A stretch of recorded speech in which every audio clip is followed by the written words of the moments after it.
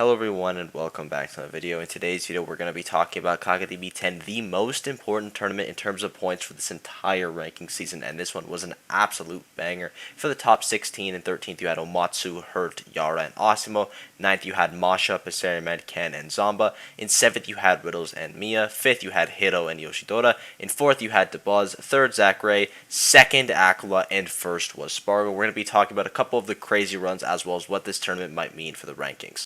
Now let's talk about America at this event, because we did good this time. There were some underperformances. Mutes had a really rough tournament. The Japan trip overall was not super great for Mutes, so that's a little bit unfortunate. I do imagine that he bounces back pretty fast, though. But you have both Cosmos and Lima getting 17th, Zamba and 9th, and then 4th place for DeBuzz. Just unreal. After losing to Takai fairly early on, he beats Kanaji, Matsunabe, Abadango, Hikaru, Dio, Hurt, Seriman to make top 8. And once he's in the top 8, he beats both Riddles and Hiro. It was mainly a combination of Rosalina and Almar. We saw the Midman come out versus Riddles, though. It didn't really win a game, and I don't think it had any massive value outside of that set, so the Olimar and Rosalina doing a lot of hefty lifting here, and I also have to say that DeBuzz was playing to win. He was camping so incredibly hard. The amount of stamina that he must have had to make that insane losers run for every single set. It feels like it was going to game 5. Most of the games were going to 2 minutes at least.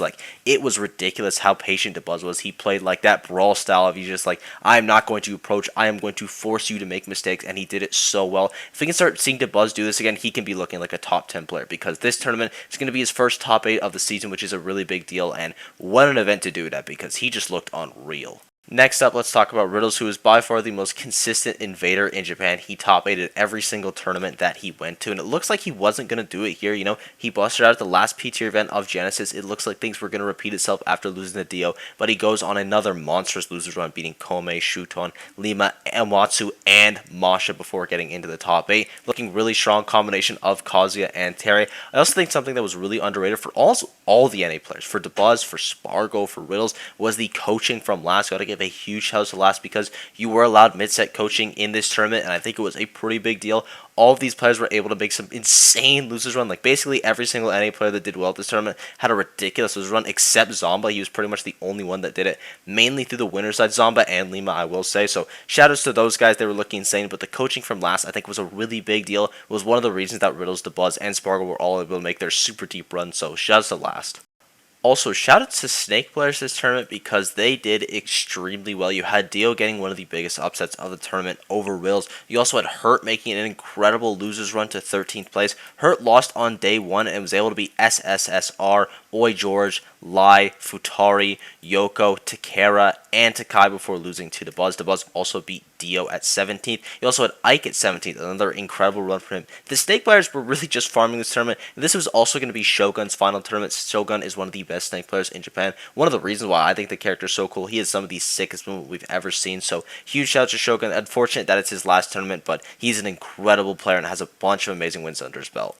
Next up, I want to talk about Mia, who also had just a ridiculous loser run. There was a lot of really crazy losers runs at this tournament. He lost to Metara on day 1, so it was a long one. But then he beat in a row Hungrybox, Obi, Right Shy, I believe that's how you say that, Fui, Send, Gact, Umeki, Yara, and Zamba to get top 8, where he did immediately lose to Spargo, but still really impressive run by Mia, and a really important one for his season as well, because Mia's been a player with some of the highest highs and also some of the lowest lows out of everyone that was in contention for number 1 in the world. If Mia won both these events of Kagaribi and Battle BC, he could have been number 1. He probably can't do it right now, but at least his season is somewhat recovered because of how well his amazing losers run was. If he lost immediately to Hungrybox, not only would the world have ended, but he'd be out of even conversations probably for the top 10, getting such a low placement. So really, really important losers run from Mia, and it does a lot for him going into the ranking. We have to give mentions really quickly to Yara as well, who was the only person at this tournament that was able to beat Spargo, and it isn't even that crazy of an idea. Yara is that good, and while it's upsetting Spargo was definitely a surprise, I don't think most people had that in their playbooks. Yara is the caliber of player to do this. He's done it to other players of the same caliber, so just really impressive by him, and I think this win cements him as the best Samus in the world. It feels like he's been having that for a while now because he's just crazy, but this one basically guarantees it. And if you weren't somehow convinced that he's the best, he also beat T in the loser side of bracket. He beat both T and Spargo here, getting T out at 17th place, which is pretty insane. So underperformance there for T, but again, there's so many underperformances at this major that we won't be able to talk about them all, so we're just going to talk about the highlights, and Yara was definitely one of them. Next up, I want to talk about Masha and Passeriman, two of these Spacies players getting wins on Lai, Kameme, and Dio for Masha, and for Passeriman, he got wins on Uto, Yoko, and Omatsu, all in the winner side of bracket for both of these guys, and this is just incredible, because from Masha, it could give him the title of Best Wolf, because you've had Jackal and Ouch kind of competing for that one. Orion, not so much anymore, just because EU hasn't been having any big majors, but Orion's definitely someone that you could throw in there. He is kind of crazy as well, but it's mainly between Ouch and Jackal right now. But with his performance on Masha, he could honestly steal it away. You know, Ouch has multiple 9th places at super majors, one of them being at Genesis, the other P tier. Then you have Jackal, who has a couple top 8s this year. I think his first one's actually going to be at major upset, and then good performances outside of that as well. And then Masha obviously having this incredible performance here. So Best Wolf's definitely up in the air now, a big time between two regions. And you have Passeriman as well, having another great result for Fox without Light. We've been seeing Fox do really well in Japan. Kananabe, Passeriman, they've been tearing it up. Light, we haven't really seen a ton of him just because there hasn't really been results in the US for him to get, but Fox is doing well without Light, which is always a good sign. You know, the character is still really strong, and when Light comes back, I imagine he's going to come back with a bang. Next up, we got to talk about a player that I think a lot of people are happy to see doing well, and that is going to be Zachary, specifically with his pit. As far as I know, he got 3rd place at this super major with only pit, which is just ridiculous. He got wins on Yamanoction, Send, Noi, Zomba, all in the winner's side of bracket before top 8. Then once he was in top 8, he was able to beat Hiro, only losing to Acoola and Spargo. Zachary just looked ridiculous at this tournament, and he's been a little bit inconsistent in 2023, but both Kagaribis he has absolutely farmed. 4th at one Kagaribi, 3rd at the next, maybe 2nd at the next, and then winning a major with pit. It's crazy that that's a realistic thing that could happen. I don't honestly think anyone else in the world but Zachary could pull it off, because he just seems better than the people he's playing against. His fundamental skills are so solid. He's just such a joy to watch, and that pit is literal art. Speaking of unorthodox characters in the top 8, you have Hiro getting in there with Bowser of all characters beating Karage, Yoshi, Yara, who had just 3-0'd Spargo, and Ken in one of the best sets of the tournament. Hiro is a ridiculous player. He is so scary. Like,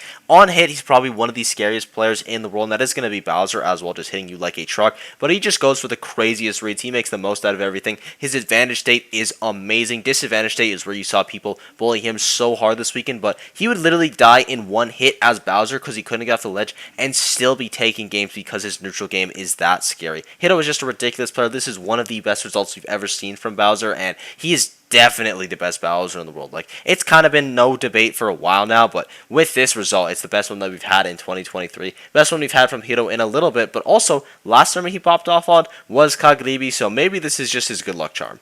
Another really amazing run that we had from another unorthodox character, except in Japan, is going to be Yoshidora, because this Yoshi runs Japan. In the winner's side of bracket, he got wins on Alice, Jazo, Takai, who had beaten Debuzz and Atorie, and Masha to get top 8. And then once he was in top 8, he did Buster out. Just a fun fact, every single time a player from the loser side of bracket played someone from the winner side of bracket in top 8, the loser side of bracket player won, which is pretty ridiculous. That just kind of shows the losers bracket in this tournament was full of sharks. But Yoshidora doing it well at this event makes me really happy, because going into Battle of BC, it makes him playing off a hot tournament. He had a banger of a set with Acoola, by the way. When they play, it is always bangers. And we also just got to see a taste of what NA versus Yoshidora looks like with Spargo Yoshidora. Spargo was able to take that, so huge props to him. We'll talk about Spargo's run in just a second. But Yoshidora, really nice to see him having one of these other runs again. He's just such an amazing player to watch. It's kind of like Zachary thing, where he just looks like he's better than most people he's playing against. But before we talk about number 1, we gotta talk about number 2, and being Acoola with wins on Manzuko, Abadongo, Lima, Passeriman, and in the top 8, he beat both Yoshidora and Zachary before losing twice to Spargo. He tried out also the Aegis and the Kazuya, which I personally love. I think Acoola finding confidence in his secondaries can be really important, especially in a matchup that seems so tough for him like Spargo, because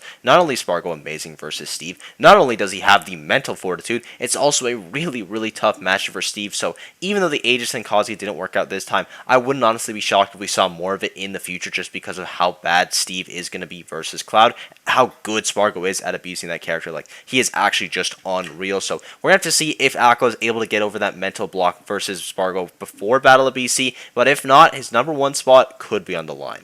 But let's talk about this monster of a loser's run from Spargo, and this is a pretty big deal because not only does it make him way more in contention for number one, it's also the first time an invader has won a super major at a Japanese tournament, so that's super cool as well. But in terms of loser's run, you have Spargo beating Yamanakshin, Yoshi, Ike, Osimo and Ken. Those are two top 15 players in the world, or in contention for top 15 in the world, and he beats them before top 8 has even started. Then he beats Mia, who's in contention for top 5, Yoshidora, like top 15 area, DeBuzz and Zachary, who are a bit tough to rank, but I would argue top 20, top 30 area for both those guys, and Acoola, who is the best player in the world for the ranking season, at least for right now. So, what does this mean going into Battle of BC? Battle of BC will be the most important event of the year because with Spargo winning this, it is up in the air between a lot of players. I think it's still right now going to be Acoola, and unless Acoola massively underperforms at Battle of BC or it gets owned by Spargo again, he's probably going to be ranked number 1. If Spargo wins Battle of BC, there's a very high chance he gets number 1 rank. Kind of the same thing for Leo and Tweak, and if Acoola just does good at the event, he doesn't need to win it. He can get 2nd, he can get 3rd, he can get 4th. He's probably still the best ranked player in the world, but for Spargo, for Tweak, for Leo, especially for Leo, this is going to be such an important event, Battle of BC, because whoever wins it will probably get that number 1 spot. But regardless of who you think number 1 is, we can all agree that Spargo looked ridiculous this event, and I thank you guys for watching. I hope you enjoyed. The only reason I'm saying Battle of BC is the most important event of the year is because it's after Kagaribi, so a lot more things are going to be decided there. If it was switched around, Kagaribi would be more important, and Kagaribi, to be honest, is the most important event. It is worth the most points, and Spargo takes it, not cleanly because he did drop that set to Yara. Again, huge shouts to Yara, but dominantly once he enters the loser's side of bracket. Just ridiculous. And if there's any runs I didn't cover in this video, and I can almost guarantee there's a lot of them because there were so many insane losers runs at this tournament, it's actually unreal, then please let me know down below. I'll be sure to go over it, and I thank you guys for watching. I hope you enjoyed. This event was unreal. The support's been absolutely unreal. Smash Ultimate is at its peak right now, and I can't wait to see what happens next. Thank you guys for watching, and I'll see you all in the next video. Bye-bye.